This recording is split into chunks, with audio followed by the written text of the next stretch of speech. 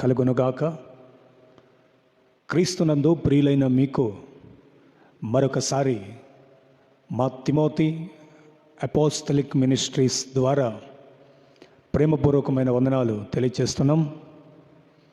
ఈ లైవ్ కార్యక్రమం ద్వారా ఈ ఉదయకాలం ప్రభు మిమ్మను కలుసుకొనుటకు సహాయం చేశారు. అందుకు దేవునికి నేను ఎంతైనా కృతజ్ఞుడను. ప్రియులారా, ప్రార్థనతో ఈ వాక్య సందేశాన్ని వినుటకు సిద్ధపడదాం. దయచేసి అందరూ తలలు వంచండి, ఏకీభవించండి ప్రార్థనలో. స్తోత్రములు స్తోత్రములు స్తోత్రములు స్తోత్రములు స్తోత్రములు.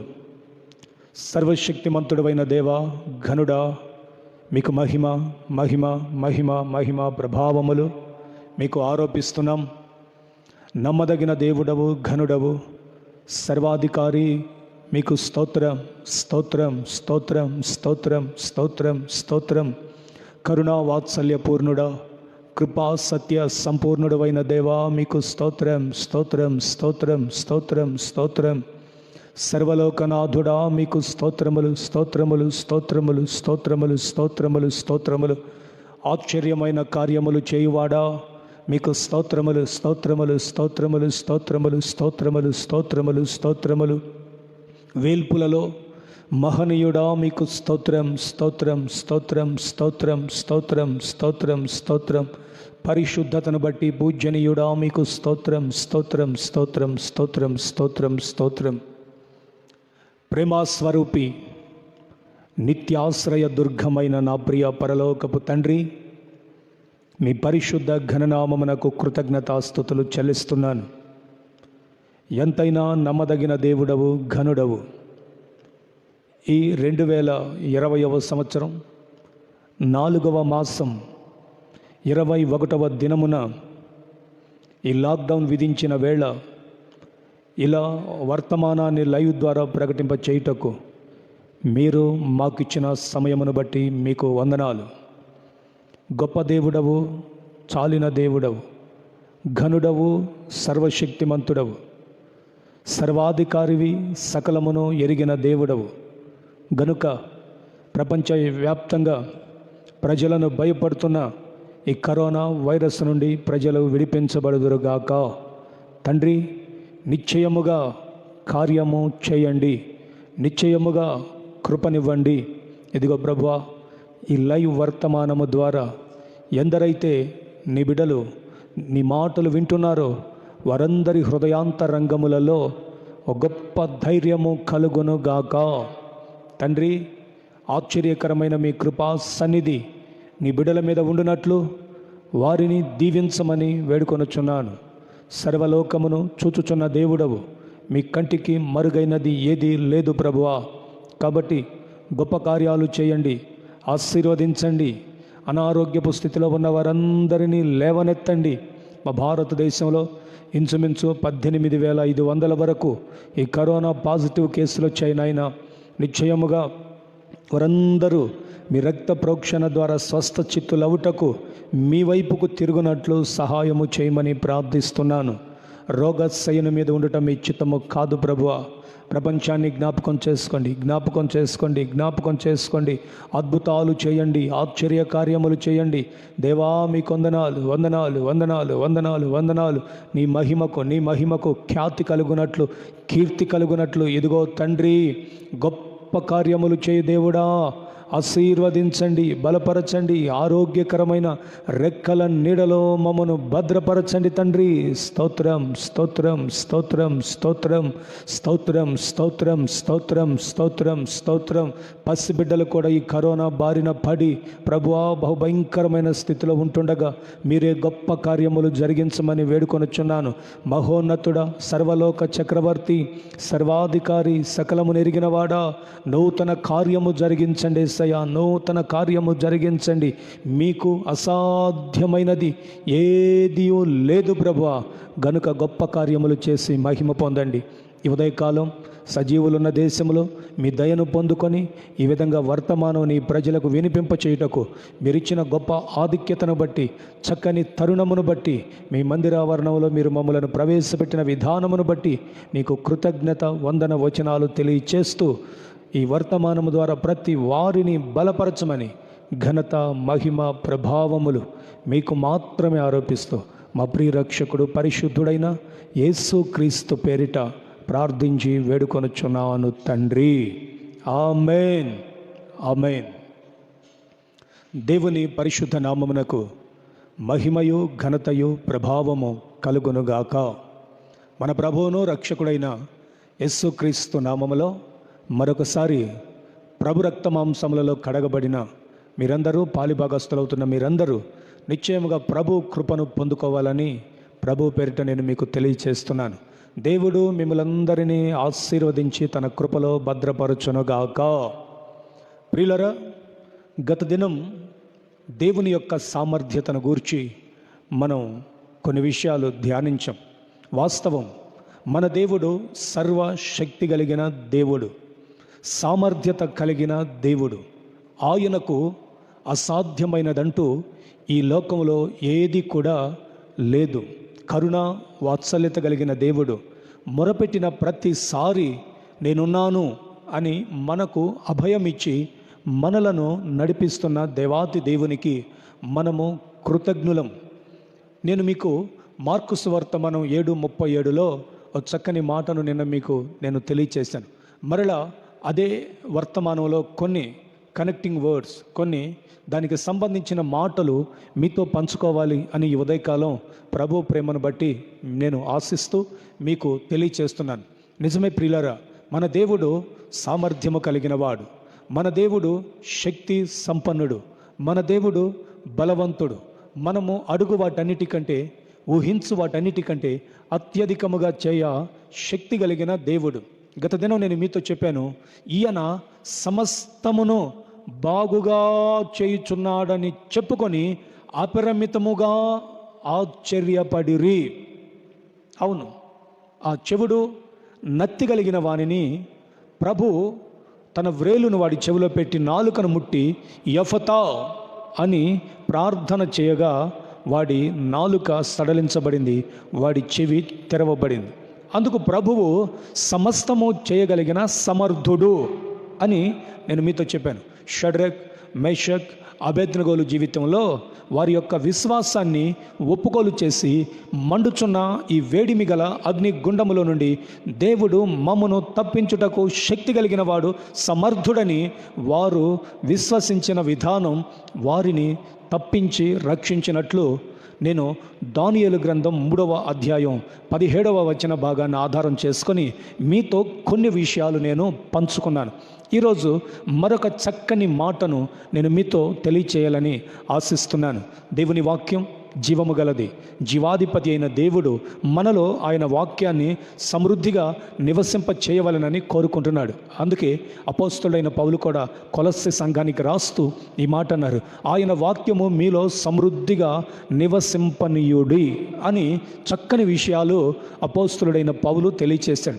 వాస్తవమే ప్రియులారా, దేవుని వాక్యం ఎవరైతే హృదయంలో సమృద్ధిగా నివసింప చేసుకుంటారో, సమృద్ధిగా దాచుకుంటారో, వారు వెట్ట కలిగినను భయపడరు, వర్షము లేని కాలమున చింతనొందరు, కాపు మానరు, తగిన కాలమందు ఫలమిచ్చు చెట్ల వల్లే ఉంటారు. మనం ఫలించే జీవితము కలిగిన వారమై, మనం ప్రభు కొరకు సాక్షార్థముగా జీవించు వారమై ఉండాలని ఈ మాటలు దేవుని అందలి అచంచలమైన విశ్వాసంతో నేను మీకు జ్ఞాపకం చేస్తున్నాను. ప్రభువు రక్షించి తప్పించుటకు సమర్థుడు. ఆయన సామర్థ్యతలో మొదటి మాటను నేను మీతో చెప్పాను. అదేమిటంటే, అగ్నిగుండమైన, సింహాల బోనైన, అపాయమైన, కరువైన, ఖడ్గమైన, దేవదూతలైన, ప్రధానులైన, ఉన్నవైన, రాబోవునవైన దేనిలోనైనను సరే దేవుడు మనలను తప్పించి రక్షించుటకు సమర్థుడు. ఈ విశ్వాసం మనము కూడా కలిగి జీవించాలి. మరొక మాటను ఈరోజు నేను మీకు జ్ఞాపకం చేస్తాను. ప్రభు ఇంకా ఏ విషయాలలో సమర్థుడు, ఆయన సామర్థ్యం ఏమిటి అనే విషయాన్ని నేను మీకు జ్ఞాపకం చేస్తాను. గమనించండి దేవుని వాక్యాన్ని.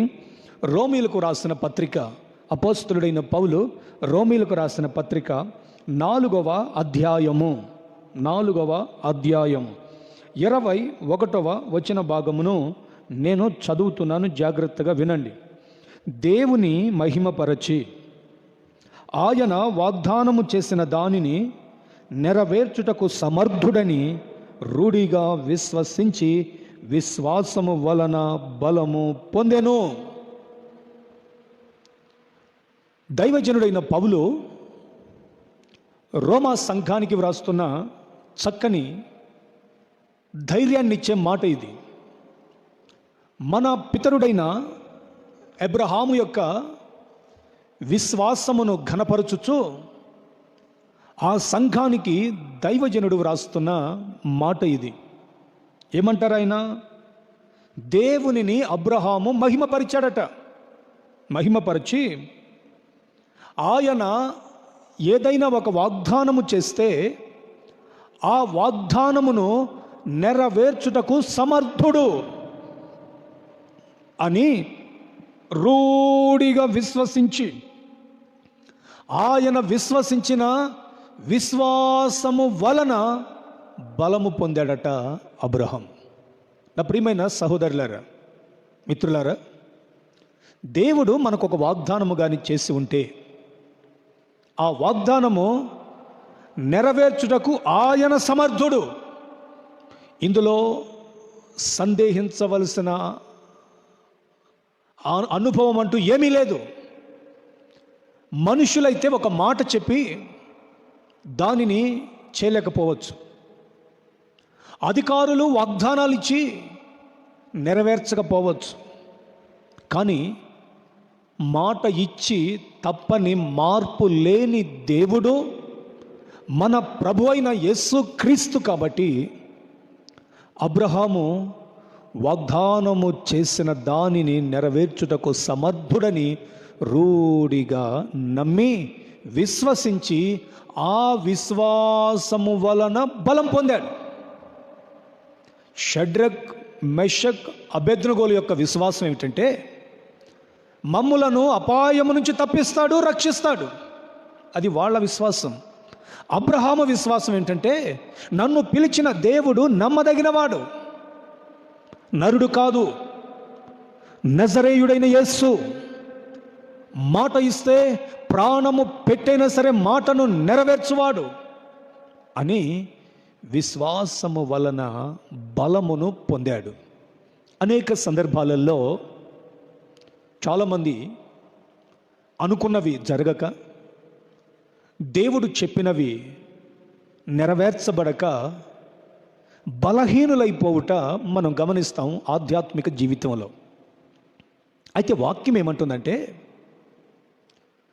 నా జీవితాలలో కొంచెం ఆలస్యమైనప్పటికీ విశ్వాసమందు మనము బలహీనులము కాకూడదు. ఎప్పుడైతే నీవు విశ్వాసమందు బలహీనుడు అవుతావో దేవుని యొక్క సామర్థ్యతను నీవు గుర్తించలేని వ్యక్తిగా మార్చబడతావు. దేవునికి ఏది అసాధ్యం? చెప్పండి, దేవునికి ఏది అసాధ్యం? సమస్తము బాగు చేయవాడు. ఎప్పుడో 25 సంవత్సరాల క్రితం దేవుని పిలుపునందుకొని వచ్చాడు అబ్రహాం. ఇప్పుడు రమారమి 100 ఏండ్ల వయస్సు కలిగిన వాడు. 25 సంవత్సరాల నిరీక్షణలో విశ్వాసమందు బలహీనుడు కాలేదు. శరీరం బలహీనమైపోయింది, వయసు పైబడుతుంది. వాక్యాన్ని నేను చదివి వినిపిస్తాను మీకు చాలా జాగ్రత్తగా గమనించండి. అబ్రహాముని దేవుడు పిలిచినప్పుడు ఏమని వాగ్దానం చేశాడంటే ఆ 17వ వాక్యములో ఒక చక్కని మాట ఉంది, నేను చదువుతున్నాను. తాను విశ్వసించిన దేవుని ఎదుట, వినండి, విశ్వసించిన దేవుని ఎదుట అనగా మృతులను సజీవులుగాను చేయువాడను లేని వాటిని ఉన్నట్టుగానే పిలుచువాడనైనా దేవుని ఎదుట అతడు మనందరికీ తండ్రి అయి ఉన్నాడు. ఇందును గూర్చి నిన్ను అనేక జనములకు తండ్రిగా నియమించి తిని అని వ్రాయబడి ఉన్నది.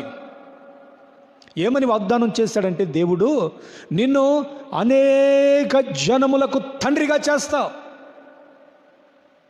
నీ సంతానం విస్తరించబడుతుంది. అబ్రహాం, ఆకాశ నక్షత్రములు, భూమి అందలి ఇసుక రేణువుల వలె నీ సంతతి విస్తరిస్తుంది.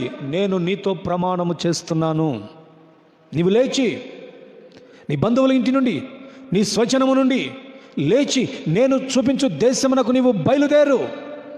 నిన్ను ఆశీర్వదిస్తా, పెక్కు మంది జనమగునట్లు నిన్ను చేస్తా, నీవు అనేక జనములకు తండ్రి అవుతావు. అప్పటికి ఒక్కరికి కూడా తండ్రి కాదు అబ్రహాం. దేవుని వాగ్దానం చేతబట్టుకున్నాడు. కారణం ఏమిటంటే, పిలిచినవాడు నమ్మదగినవాడు.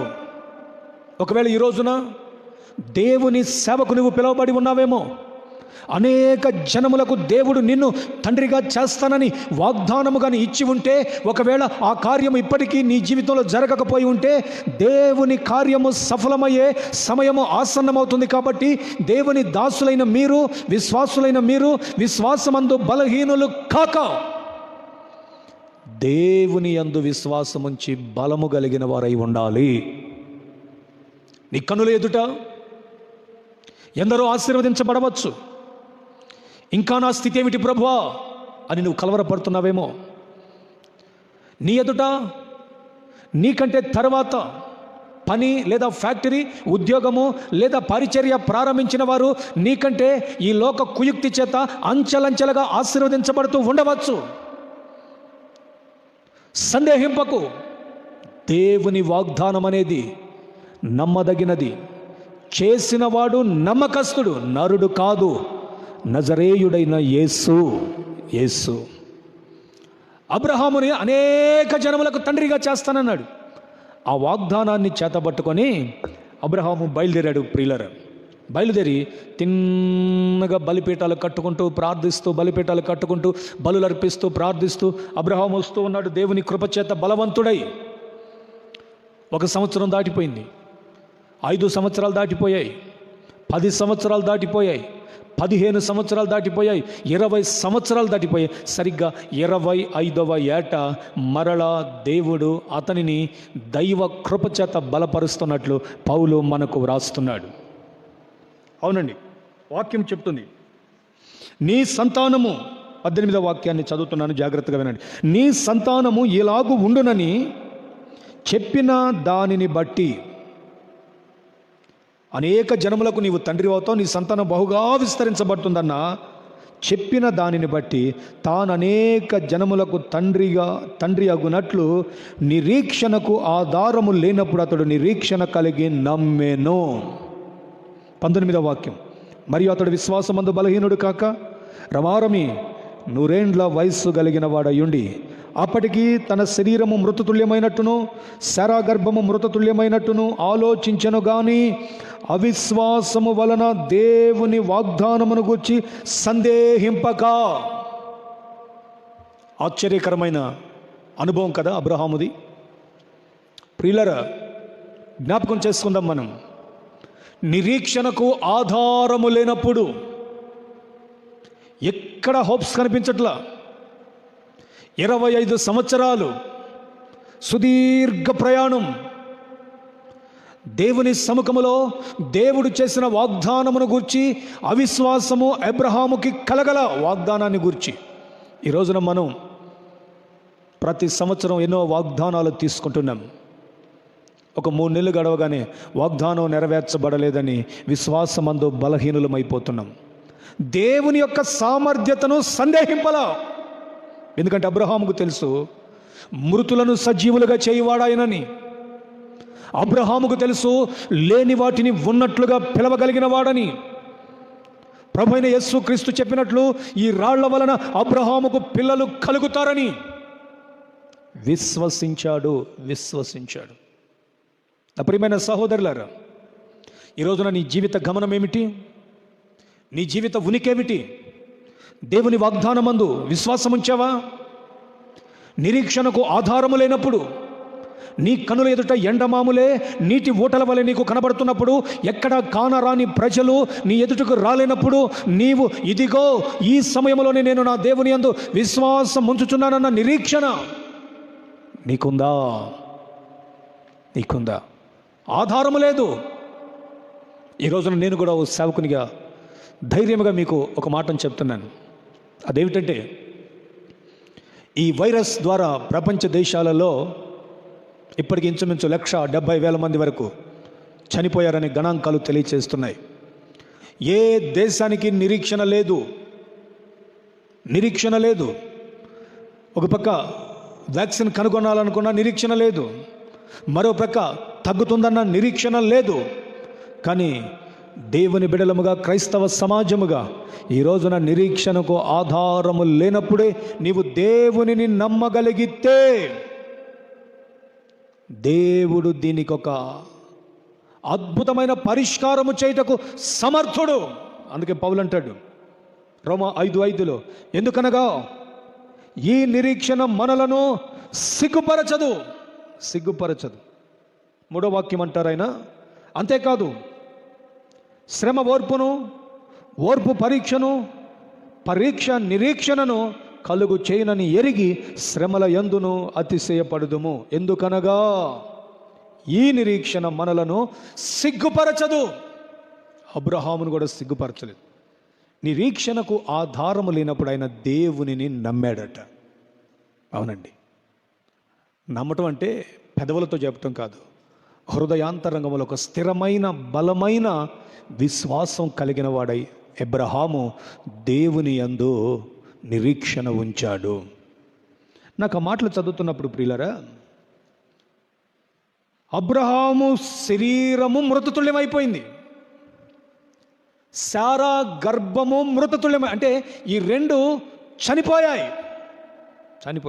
అయినను అవిశ్వాసము వలన దేవుని వాగ్దానమును గూర్చి అతడు సందేహింపల. ఏది? దేవుని మాట విని బయలుదేరినవాడు. మాటే ఆయనకు వినబడింది. ప్రభు ప్రత్యక్షంగా లేడు. అబ్రహాం, నీవు లేచి నీ స్వజనమును, నీ తండ్రిని విడిచి రా. అంతే. సుదీర్ఘకాలం ప్రయాణం చేశాడు. దేవుని వాగ్దానాన్ని గూర్చి అతడు సందేహపడలా. విశ్వాసానికి క్వైట్ ఆపోజిట్ వర్డ్ ఏంటంటే సందేహం. నమ్మకానికి ఆపోజిట్ వర్డ్ సందేహం. మీరు సువార్తలు చదువుతూ వస్తే యేసు ప్రభు ఒకరోజు గలిలయ సముద్రపు ఆ నీటి మీద నడుచుకుంటూ వస్తున్నాడు. అప్పటికే ఆ చిన్న దోణె అటు ఇటు ఆ తుఫానులు కొట్టబడి ప్రాణభయంతో ఉన్న శిష్యుల యొద్దకు ప్రభు నీటి మీద నడుస్తూ వెళుతున్నప్పుడు పేతురు ఒక మాట అన్నాడు, బోధకుడా, నీవైతే నీవలే నడుచు భాగ్యము నాకి అన్నాడు. ప్రభు అన్నాడు, పేతురు రా. దిగాడు, నీటి మీద అడుగులు వేస్తున్నాడు. ఒక్కసారిగా గాలిని చూసి భయపడి నీటిలో మునిగిపోతున్నాడు. ఆ సమయంలో ప్రభు ఏమన్నాడంటే, అల్ప విశ్వాసి, ఎందుకు సందేహపడితివి? వాస్తవం కదా ప్రియులారా, ప్రభు ఎదుటున్నాడండి. ప్రభు ఎక్కడ దూరంగా లేడు. ఇంకో 4 అడుగులు వేస్తే ప్రభువుని చేరుకుంటాడు. ప్రభు ఎదుటనే ఉన్నాడు. కానీ అవిశ్వాసం వచ్చింది ఇతనిలో. కానీ 25 సంవత్సరాలు నిరీక్షణకు ఆధారము లేదు అబ్రహాముకి. అయినను నిరీక్షణ కలిగిన వాడై ముందుకు సాగిపోతున్నాడు అబ్రహాం. ఈరోజు నేనంటాను, అబ్రహాము విశ్వాసమును బట్టి మనము ఈ రోజున మనలను మనం పరీక్షించుకోవాల్సిన అవసరత ఎంతైనా ఉంది. ప్రతి విషయానికి సందేహం. జరుగుతాదో జరగదో, కలుగుతారో కలగరో, పొందుతామో పొందలేమో, వెళతామో వెళ్ళలేమో, ప్రతి దానికి సందేహం. ఆ సందేహము నిన్నేం చేస్తుందో తెలుసా? విశ్వాసమందు నిన్ను గాలికి ఎగరగొట్టు పొట్టువలే ఉంటుందని వాక్యం చెప్తుంది. యాకోబు పత్రికలో నేను మీకు ఆ మాటను చదివి వినిపిస్తాను. చాలా జాగ్రత్తగా మీరు ఆ మాటను వినండి.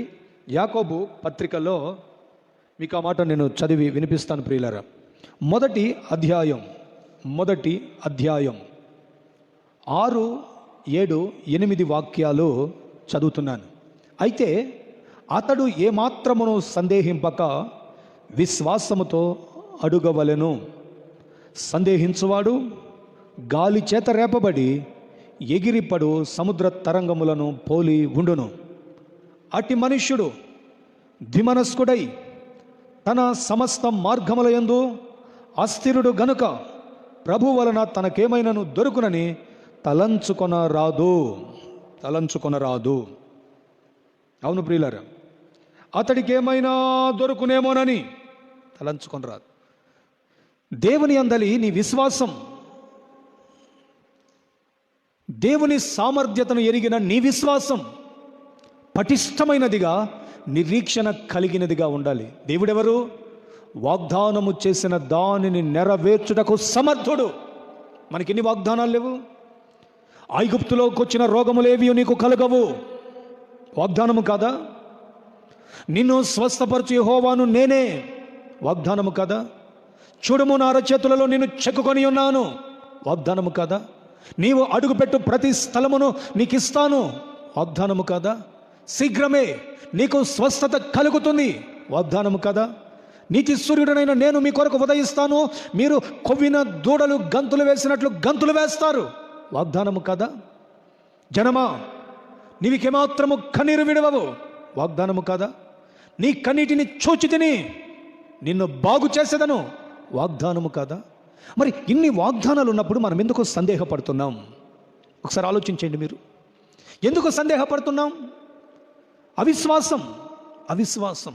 వాక్యం అంటుంది, సులువుగా చిక్కులు పెట్టు పాపమును విడిచిపెట్టి, ప్రతి భారమును విడిచిపెట్టి విశ్వాసమునకు కర్తయు దానిని కొనసాగించువాడైన యేసు వైపు చూచుచు ఈ విశ్వాస జీవితం అనే పరుగు పందెములో సందేహింపక ఓపికతో పరిగెత్తండి.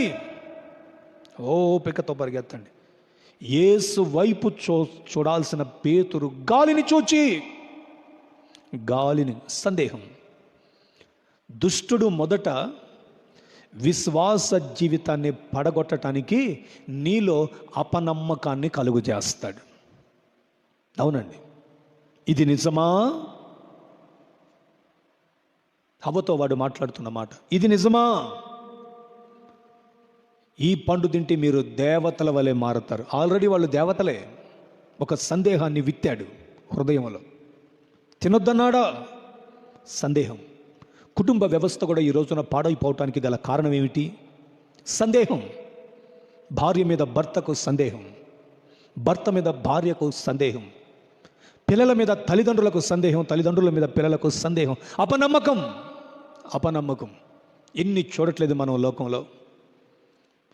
ఏమండి, కుటుంబాల్లో భార్యలు భర్తలకు తెలియకుండా, భర్తలు భార్యలకు తెలియకుండా సీసీ ఫుటేజీలు కూడా పెట్టుకుంటున్న అనుభవాలు మనం చూడట్లా? సందేహం. ఇది దుష్టుని యొక్క ప్రక్రియ. నీవు నమ్మిన వ్యక్తిని ఈ రోజున ఆయన యొక్క సామర్థ్యమును ఎరిగి నీవు జీవించువాడవై ఉంటే ఆయన ద్వారా అద్భుతమైన కార్యములు నీవు అనుభవిస్తావు. అట్టివాడు ద్విమనస్కుడు, అంటే 2 తలంపులు కలిగిన వాడు. దేవుడా, లోకమా? వాగ్దానమా, మనశక్తి? మనుషులా, దేవుడా? ఇలా ద్విమనస్కుడై తన సమస్త మార్గముల యందు అస్థిరుడు. అంటే స్థిరత్వం ఉండదు, వాడికి స్థిరత్వం ఉండదు. ఈరోజు ఈ పని చేద్దాం అనుకుంటాడు, అది చేయడు, వేరొకటి చేస్తాడు. ఈరోజు దేవుని మందిరానికి వెళ్దాం అనుకుంటాడు, దేవుని మందిరానికి ఎక్కడికో వెళ్తాడు. అస్థిరుడు. దైవజనుడైన పౌలు అంటాడు, మిమ్ములను విశ్వాసమందు నేను స్థిరపరచి కృపావరమును మీకేదైనా ఇవ్వాలని. మీకు ఆ మాటను చదివి వినిపిస్తాను, చూడండి ప్రియులారా. రోమీలకు రాసిన పత్రిక 1వ అధ్యాయం. ఇందులో అపోస్తలుడైన పౌలు విశ్వాసమును గురించి చాలా చక్కగా వ్రాస్తాడు. దేవుని మాటలను మీకు నేను తెలియచేస్తున్నాను, చాలా జాగ్రత్తగా మీరు వినండి. 1వ అధ్యాయం 11వ వాక్య భాగాన్ని నేను చదువుతున్నాను. మీరు స్థిరపడవలెనని అనగా మీకును నాకును కలిగి ఉన్న విశ్వాసము చేత, అనగా మనము ఒకరి విశ్వాసము చేత ఒకరము ఆదరణ పొందవలెనని ఆత్మ సంబంధమైన కృపావరం ఏదైనను మీకు ఇచ్చుటకు మిమ్మును చూడవలెనని మిగుల అపేక్షించుచున్నాను. అవును ప్రియులారా, విశ్వాసము చేత స్థిరత్వం, సందేహము లేని జీవితం. నా ప్రియమిత్రులారా, నేను మీకు జ్ఞాపకం చేస్తున్నాను, జాగ్రత్తగా వినండి. దేవుని యొక్క సామర్థ్యతను ఎరిగిన నీవు విశ్వాసమందు స్థిరపడాలి. ద్విమనస్కుడిగా ఉండకూడదు. అబ్రహాము వలనే నీవు స్థిరపడిన వాడవై ఉండాలి. అబ్రహామును గురించి పలు గ్రంథాలలో మనం చదువుతాం. నెహెమ్యా రాస్తాడు, యెషయా రాస్తాడు, ప్రవక్త చాలామంది అబ్రహాము యొక్క విశ్వాసాన్ని గణపరుస్తాడు. పౌలు కూడా నూతన నిబంధనలో గలతి పత్రికలు ఇంచుమించు 2 అధ్యాయాలు అబ్రహాము యొక్క విశ్వాసాన్ని జ్ఞాపకం చేశాడు. రోమాలో రాశాడు, గలతీలో రాశాడు, యాకోబు పత్రికలో అనేక స్థలాలలో మనం మన పితరుడైన అబ్రహాము యొక్క విశ్వాసమును మనం జ్ఞాపకం చేసుకుంటూ వస్తాం.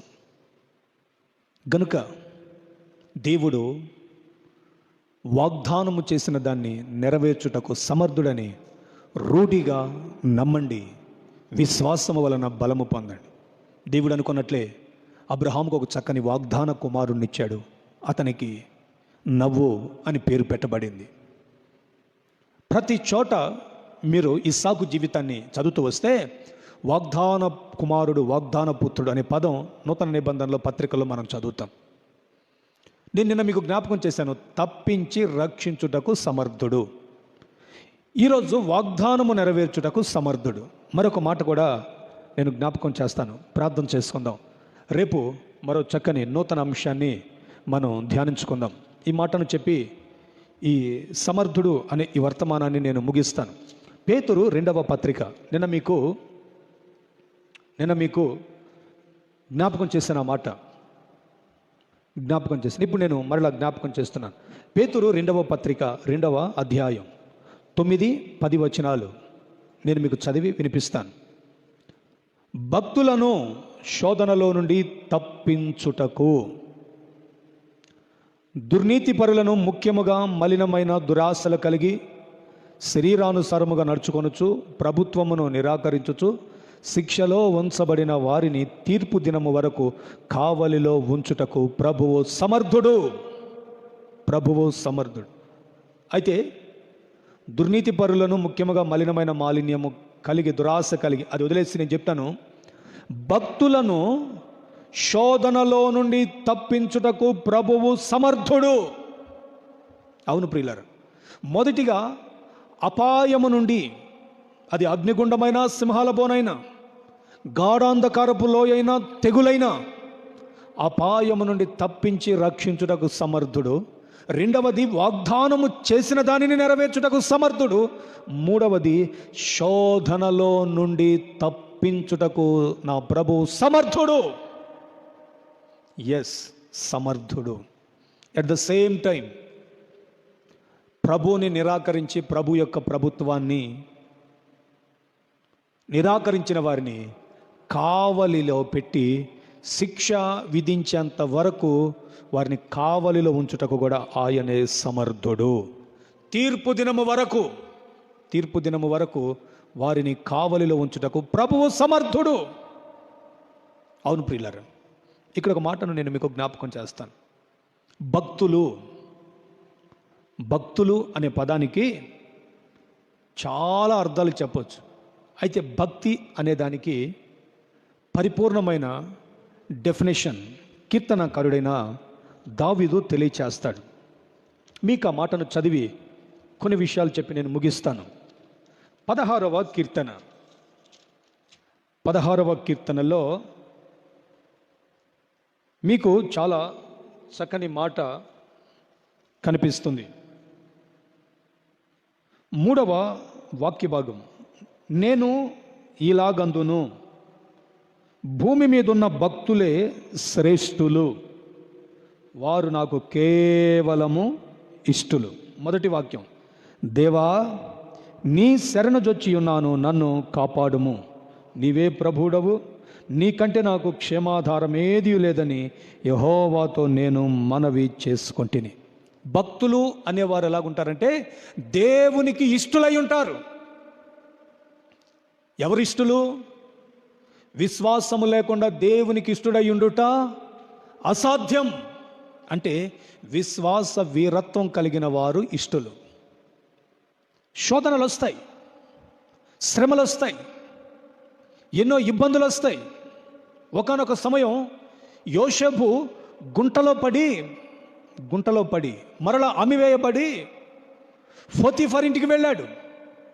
అక్కడ పోతీఫరు ఆ ఇంట్లో ఒక పనివానిగా పెట్టుకొని అతనిని ఆ ఇళ్ళంతటి మీద అధికారిగా నియమిస్తే అక్కడ యోసేపుకు ఒక శోధన ప్రారంభమైంది. శరీర సంబంధమైన ఇచ్చను నెరవేర్చుకున్నటకు పోతీఫర్ భార్య రూపంలో ఒక శోధన. ఆ శోధనలో కూడా దేవుని యందు విశ్వాసము విడవలేదు, దేవుని యందు అతనుకున్న నమ్మకాన్ని తప్పిపోలేదు. దినదినము శోధన మరింత ఎక్కువగా అతనిని పాపానికి ప్రేరేపిస్తుంటే చేతులు జోడించి అంటాడు, నాకు అన్నిటి మీద అధికారం ఉంది, కానీ నీ మీద నాకు అధికారం లేదని ఆ శోధనలో దేవుని యందు భయభక్తులు కలిగిన వాడే, నిజమైన భక్తుడై ఆ శోధన నుంచి తప్పించబడ్డాడు. నిజం కదా? ప్రభు ఎంతటి సమర్థుడు ఆలోచన చేయండి ఒకసారి మీరు. శోధన నుంచి తప్పించబడ్డాడు. ఆ రోజున భక్తిని కాపాడుకున్నాడు కాబట్టి, ఆ రోజున తనకున్న విశ్వాసాన్ని కాపాడుకున్నాడు కాబట్టి, అందుకే అతను అంటాడు, ఇంత ఘోరమైన దుష్కార్యము చేసి నా దేవుని ఎదుట నేను ఎలా దోషిగా ఎంచబడుదును? ఈ రోజున ఉందా ప్రియులారంతటి భక్తి నీకు? పాపానికి దూరముగా పరిగెత్తగలిగిన నీతి కలిగిన జీవితం నీకుందా? పాపాన్ని అపేక్షిస్తూ పాపము దగ్గరకు పరుగులెత్తేవారు ఈ రోజున లోకములో ఎంతమంది లేరు? దురాశ చేత పరుగులెత్తి శరీరం మాలిన్యము చేత పలు విధములైన శాపభరితమైన అనుభవాలలో నిలబడుతున్న వారు కోకొల్లలు. కానీ నిజమైన భక్తుడు పాపము శోధిస్తున్నప్పుడు పారిపోయి తన భక్తిని, తన యథార్థతను కాపాడుకున్నాడు.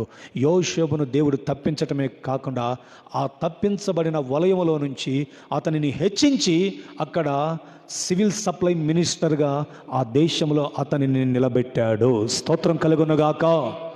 నా దేవుడు నమ్మదగినవాడు. అందుకని ఈయన సమస్తము చేయగలడన్న విశ్వాసము నీవు నేను కలిగి ఉండాలి. విశ్వాసం అనేది ఎలాగుండాలో ఒక్క మాట నేను మీకు జ్ఞాపకం చేసి ప్రార్థన చేస్తాను. యాకోబు పత్రిక మీ అందరికీ సుపరిచయమైన మాట. యాకోబు పత్రిక 2వ అధ్యాయం